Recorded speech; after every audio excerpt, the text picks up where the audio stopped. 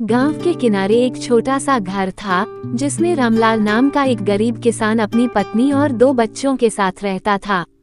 रामलाल बहुत मेहनती था। वो सुबह सुबह खेतों में जाता, पूरे दिन मेहनत करता और शाम को खाली हाथ घर लौट आता।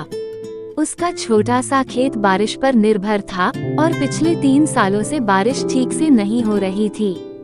रामलाल की पत्नी सरला घर का काम संभालती और अपने बच्चों को पढ़ाई के लिए प्रेरित करती। वो हमेशा कहती, हम गरीब हैं, लेकिन हमारी मेहनत और बच्चों की पढ़ाई ही हमें इस गरीबी से बाहर निकालेगी। एक दिन रामलाल ने फैसला किया कि वह अपने खेत में नई फसल उगाएगा, लेकिन उसके पास बीज खरीदने के पैसे नहीं थे। उसने गांव के साहूकार से कर्ज लिया। साहूकार ने कहा, अगर फसल अच्छी नहीं हुई तो तुम्हें अपना खेत मुझे देना होगा। ये सुनकर रामलाल थोड़ा डर गया, लेकिन उसे भरोसा था कि इस बार उसकी मेहनत रंग लाएगी। रामलाल ने दिन रात मेहनत की। उसने अपने खेत को अच्छी तरह से तैयार किया और बीज बो दिए, लेकिन बारिश नहीं हुई। आसमान साफ था और उसकी फसल सूखने लगी। वो उदास हो गया, लेकिन उसने हार नहीं मानी।